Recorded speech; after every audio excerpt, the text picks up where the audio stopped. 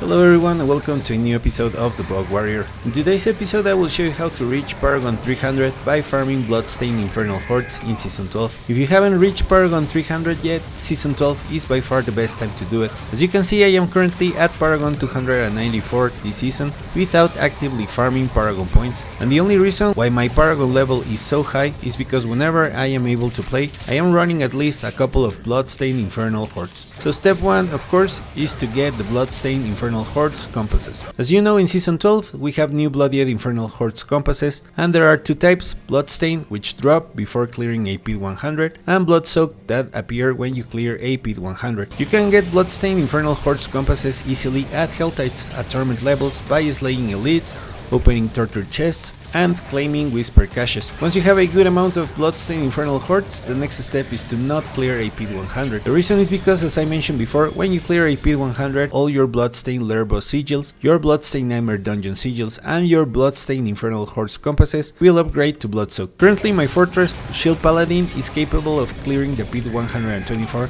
and the tower 121.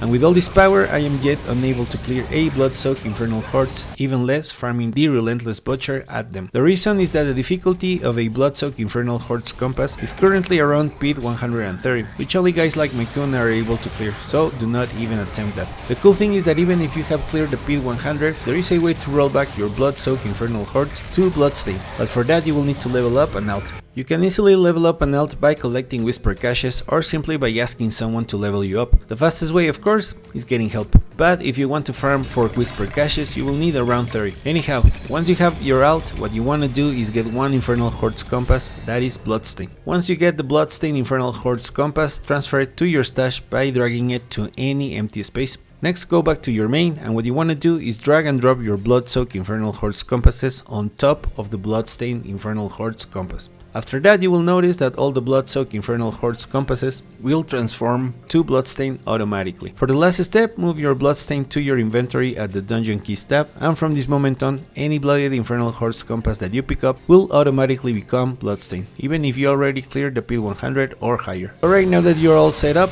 the next step, ideally, is to open a Forgotten Wisdom Nightmare Dungeon Sigil, so you can get a wall of experience that gives you plus 15% experience for 1 hour. Also remember to use an elixir and at least one incense. Now all that is left is to open the Bloodstained Infernal Hordes compass and focus exclusively on farming the Relentless Butcher. There are 4 Relentless Butchers you can kill per wave, meaning that if you do everything right, in a 10 wave Bloodstained Infernal Hordes run, you will slay 40 Relentless Butchers. The first Butcher spawns immediately after you begin the wave, the second one appears at the 42 seconds mark, the third one at the 28 seconds mark, and the last one at the 10 seconds mark. Of course, select the best boons available and try to get ether, but again your focus is to gain XP by slaying the Butcher.